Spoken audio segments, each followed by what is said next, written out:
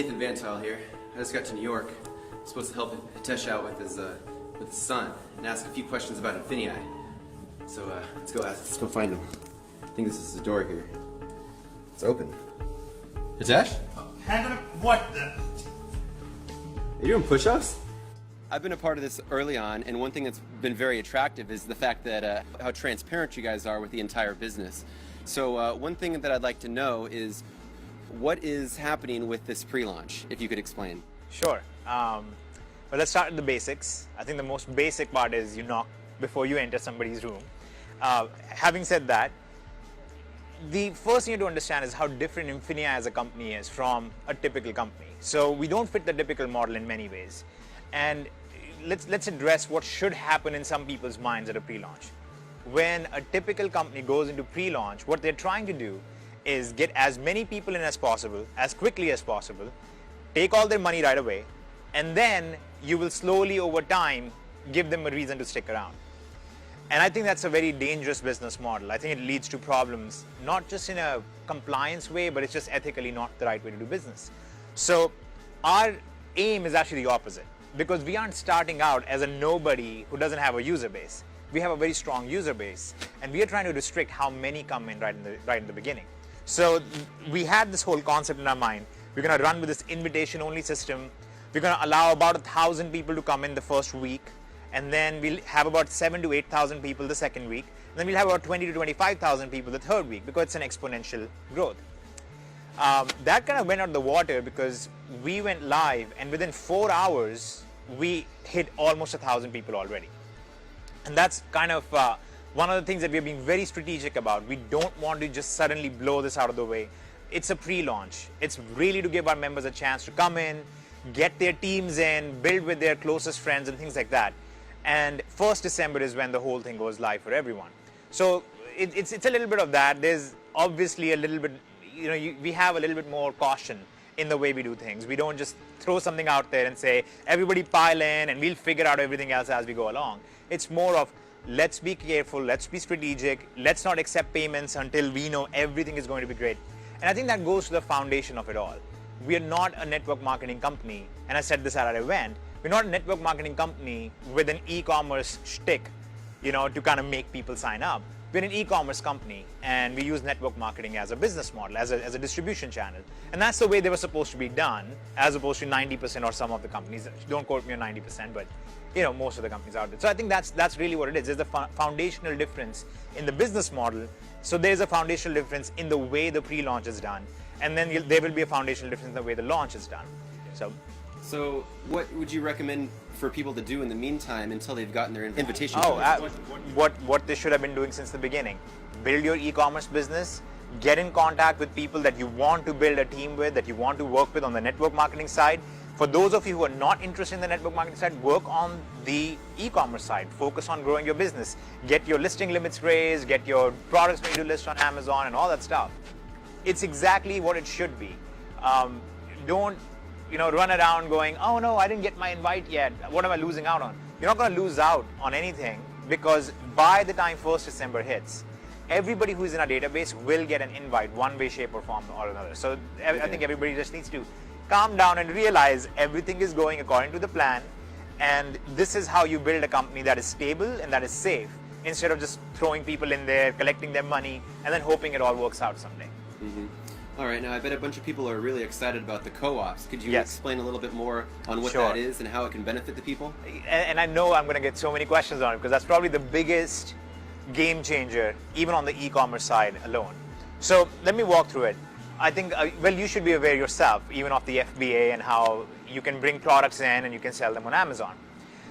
We're taking a slightly different approach, because when we go and see what kind of products are sold on Amazon, most of the products that get tremendous amounts of sales are actually branded products that have a lot of market visibility. Let's say products from different companies that have toys for kids, or companies that are putting out movies and stuff, and they have related paraphernalia. So what we do is we go to those companies, we negotiate deals with them, so we can bring in those branded items. And we have very good track record of how many sales they're going to get. We are able to get very large discounts because we are able to negotiate with the big volumes that we can do and so on. Now, the average person is trying to bring a private label product in and hoping they can get traction on it. What we are doing is going after products that are already selling and just inserting ourselves in the process. And that isn't because of our user base. Our user base is pretty awesome. You're one of them, maybe one of the slightly less awesome parts, but thanks to your tax advice. But in general, you are, you're a very awesome part of it. But our user base is so strong and they generate so many more sales compared to the average person on Amazon or eBay and so on. We can go in there and say, hey, listen, we will generate the sales for you, we will drive the sales for you, and our user base gets to benefit from that. On the other side, for the user, now they get to play in the big boys league, if you will, right? They get to play with the branded products. But it's very difficult for the average person to negotiate it and to fund it. So what we do is we go in and say, listen, you can be a part of this as a whole big giant group, and we will run a co-op on this. We will go to the company, and once we have sufficient members who are interested, then we bring the product in, we list it on Amazon, and as it sells, our member can basically get what they would have done manually, they're able to get from this, and that's what they pay the transactional fees for. So essentially, we're providing a service that I think is very much needed for the average user and will help us take down the road of where we are trying to go, which is having our own internal marketplace with our own internal consumer base, which I think should be the aim of any company getting out there. And then next on the list would be the digital. So could you explain a little bit more about Infinii Digital? Sure. So actually, we just did our first beta launch of a product in Infinii Digital landscape, which is the Shopify product. And if you look at the digital products out there, I think it's about very fair to say, and I might be overestimating this even, that 99.9% of the products will never do even 6 figures in gross sales. Okay. So we just put out this first product. We were very careful to not over push it. Okay, we did not bring in outside affiliates. We did all of the things that we do when we're being cautious, and they just grossed over $300,000 in their first week. That's a very, very strong showing. So we know we have something very strong for our digital producers. People who have digital content. I know people like you, there are many people like you who have figured out a unique twist on how to do business better, or know a little bit something about anything. You know a little bit about photography and how to enter people's doors without knocking and showing decent politeness.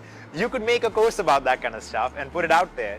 And as people purchase it, without you having to manage it, you don't have to manage the payments on it, you don't have to manage affiliates on it, you don't have to manage the tracking on it. The Infinii Digital project basically takes care of all of that for you. And it takes very, very minimal fees. But again, the whole idea is now we are giving our users one more thing that they can do. And see, the idea is the more economic activity you give the average user to do, the better your results are and the better their results are. I see. So where does DSD? So where does DS Domination play in the entire picture of Infinii? It's essentially a product on Infinii. It always has been. That's the thing. It has been a piece of Infinii Digital since the beginning. But obviously, we didn't talk about Infinii Digital because our user base was about e-commerce. Now our user base is way bigger, and we're covering a lot of different things. So we have e-commerce and we have all of these other things as well. So DST becomes a product on Infinii Digital, just like Shopify product is a product, and parts of Genesis can become products, and so on and so forth. So we're going to have thousands of products on Infinii Digital, and DST is our strongest and the best-selling 8-figure product on there, which again is a strong showing for Infinii Digital that our first products have done as well as they have. Okay. So where do you see Infinii going a year from today? That is a very difficult question to answer because I'm in a place where I can see what it could be, right? And then you also have the real world projections of this is probably what's going to happen, and so on. So it's hard to say because Infinii is such a massive conglomerate. There are so many different pieces in there. It's safe to say I expect us to be the best business model for the average consumer out there. That's really the aim to begin with. So that's what we want to begin with. That's what we want to achieve. At the same time, I think what we want to do is create a community where everybody can be doing different types of economic activities, but they're all benefiting together. So if you're selling on eBay or Amazon, great. If you're selling digital products, that's great. If you're referring vendors, that's fine. If you're manufacturing your own products, awesome. If you're going to be in the lead generation business or providing marketing consultations or whatever, all of those things will somewhere fit into the Infinii system as a whole, even freelancing in general. So it's hard for me to just look at that and say, oh, here is what's going to happen.